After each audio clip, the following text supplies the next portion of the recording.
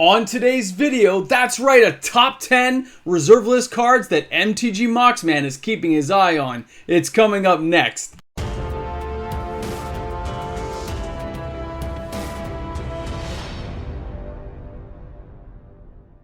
Hey guys, welcome back. MTG MOX man here. If you're new to my channel and you're somehow finding me out there in the Wild West nacho and cheese world of YouTube, thanks a lot for deciding to check out my content today. Smash that subscribe button, join in the fun. It's free to do. It's the best thing you can do to help a small YouTube channel grow. Looking forward to seeing you guys here each and every day.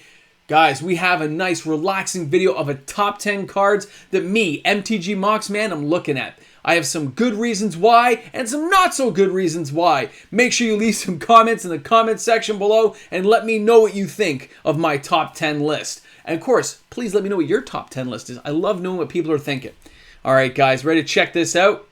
Number 10 is going to be Talarian Academy. That's right, it is number 10 on my list. It's banned in most formats, but if Wizards ever unbans this card, which they've banned and unbanned Time Vault and other cards in the past, this card could go through the roof, far higher than the Cradle.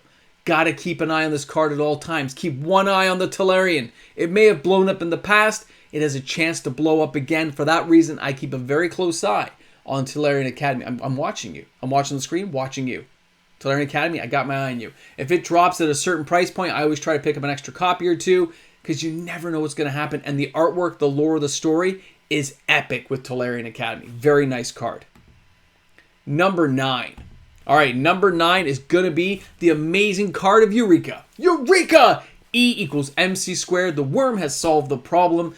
This card has a lot of history for me, okay? I had friends who had this card as a kid. It was amazing to see them lay out that card, and they lay out these giant honking Shivan dragons, all these other beasties because they just could. Just let them play creature for free, where I had a lot of spells that weren't permanents on the battlefield, so I was kind of like, It was an amazing card. I do own a copy of it. I wish I had more. I remember this card being $5, $10, $15 in the late 2000s, early 2000s. Very cool card. And now I look back and go, oh, I wish I'd bought more. We always do that. We always look back on things. I keep my eye on it to keep a price check to see how it's going. If it ever dips to a certain level, of course, I will grab the card again, just so I don't have to transfer between all my decks. It is a card I'm watching, and for that reason, it is number 9. It's a good story and history to it.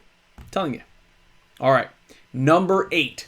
Number 8, of course, is Sarah Sanctum. For those who are new to the channel, for those who are longtime viewers, you know I love everything to do with Sarah. She's an amazing card. I like the idea as a Planeswalker. She created her own realm of existence. I know Urza kind of blew it up later, but I like the idea of it. Okay? I like the idea of a kingdom floating on all kinds of different multi-plane levels. It's just amazing to me. So for that reason, Sarah Sanctum's always had that special goal, special heart for me. I finally got 1 copy. I wish I had bought 4. So my actual goal for this card is to own 4 of it, to keep an eye on it. If it drops to a certain price point after this cooling period we're going through, I will start to gobble up some copies to keep for myself, just so I have a play set of 4. As you guys know, my only copy is sitting in my commander deck right now, and I wish I had another 3 to sit in a binder so I could use it as a play set later. So for that reason, number 8. All right, let's jump over to number 7. Number 7 is City of Shadows. This is a selfish card. Okay, what I mean by selfish is I want this card to go up. I have 6 copies of this card. I have my play set already, so I have 6 extra copies just floating around. I knew this card was going to go up, and I jumped on it and grabbed some extra copies. I used to have 8. I don't have 8 now. I have 6. This card is going to go to 500. It can be used in multiple formats. It's got that cool effect where you're going to block, sacrifice it, build up how many mana you got in your City of Shadows. It can be a devastating card in certain formats like Commander. Love to see it there, okay? Can always find a use, always a usable card. Now, potential later on is even greater depending on what formats and how they put cards out. So City of Shadows is definitely on my watch list.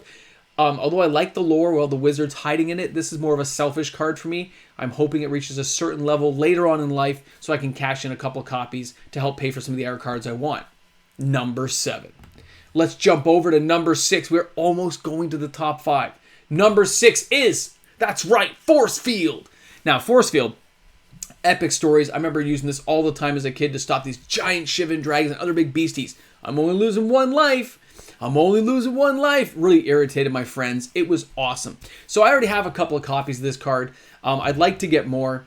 I'm waiting for it to see this kind of card, this some other ones like that are not considered power cards, but are really old vintage legacy cards, they do tend to go down first in value. They can reach a lower point quicker. If it hits that certain magic button, I buy a couple of copies whenever possible to hold for my collection, to put into my decks. I'm trying to build more commander decks, so I need 1 or 2 more copies. I don't like changing cards at all the time, so I'm keeping a close eye because it can always go in a useful deck like commander because you can reduce damage. It's awesome. All right, not to mention he's holding up a Mox Jet. If you look at that holding image, you put it with a Mox Jet, look at it online, you'll see what he's holding. It's awesome. For that reason, number 6. All right, guys, we're about to enter the top 5. Are you prepared? Are you ready? Number 5.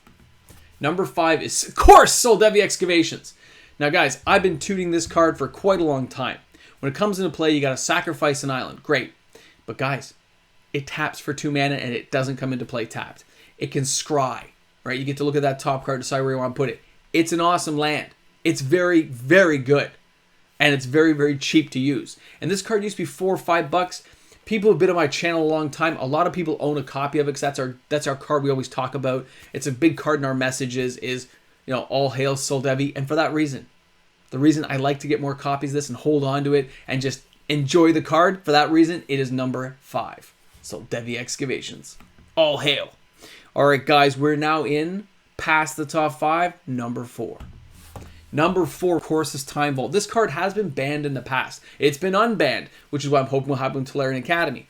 When you look at a card like this, infinite turn combos are all over the place. Turn 1, I've done it myself in the past. I have a couple of collector edition copies. I would love to get a real unlimited copy for myself. Again, just like Force Field, this is one of those cards that will drop first before any power cards really drop. So I keep a close eye, always hoping just to snag one copy. You can probably find them for around $1,000, but I'm not quite there yet. I got other bills to pay. A lot of us do, but I'm keeping my close eye on you to see where this card's going. And for that reason, it's number 4. All right, guys, that's it. I know you've been waiting. We are here for the top 3. Are you ready for this? Number 3. Number 3 is not volcanic. It is all dual lands. I keep a very close eye. They are the financial well-being of a lot of the reserve lists. When they go up, things go up. When they go down, things are going down. Overall, the reserve list is a very healthy market. I keep an eye on all dual lands. Follow all sales. But if you're a person looking to buy dual lands, I suggest buying the cheaper ones that have a bigger margin of growth later on. The Savannas, the Scrub lands, right? Those cards have a lot further to go. Taiga, they've got further length to go.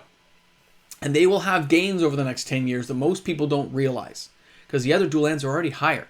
But not everything revolves around blue now. Okay, like in the old days. You wanted to have the power cards, right? All 3 were blue. It was crazy. There's a lot of things you can do with green and red. There's a lot you can do with white and black. They are underrated cards that I keep a very close eye on. And I will pick them up when the opportunity strikes. I will sting and grab a couple copies. Number 3. Number 2. This is it, the top 2. You ready for this? Number 2. That's right. Gaia's Cradle. The reason I'm keeping an eye is because I don't have one yet.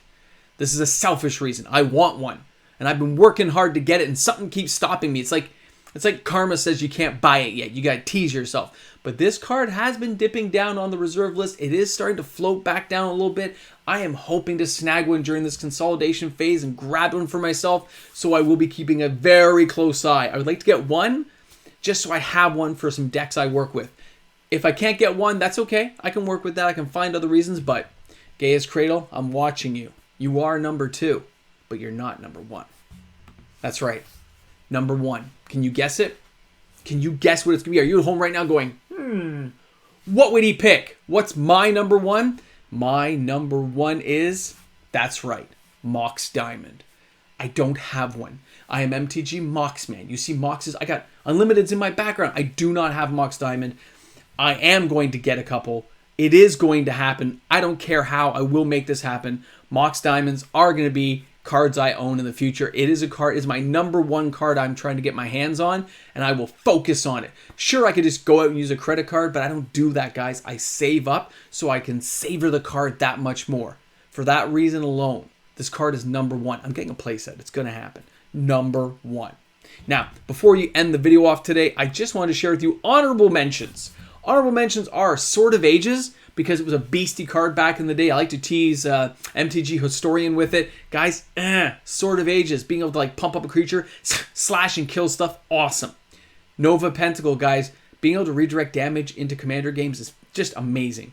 Mirror Universe, switching life totals, you can't get past that. And Kajoran Outpost, for a thing that can just make you little token creatures and stuff, and it's very cheap to get out. It's a very underrated, very cheap card right now. It's going to go over $100 at some point. Keep a close eye on. It's a card you're going to want to watch, okay? If it dips down, grab a couple of copies. And for that reason, guys, that is MTG Mox Man's Top 10. Please leave your comments, questions, concerns in my comments section below. As I'm out with the family on a Saturday, I will be sure to answer you whenever possible, guys. I look forward to seeing you Sunday for the live stream. Be there, 6:30 Eastern Standard Time. I'm always there. Have a great one. See you soon. Hey guys, big shout out to all my patrons out there. You guys are totally awesome. Thank you so much for continuing to support the channel and its continued growth. You are all, like, amazing. That's all I can say, guys. Patrons are just, they're awesome. You know, the point of a grab bag is that you never know what's going to be inside. And hoping you guys don't get hosed. No promises. Not every pack's as good as the other ones, but we are going to have fun, guys. 5,000 subscribers. Here we come.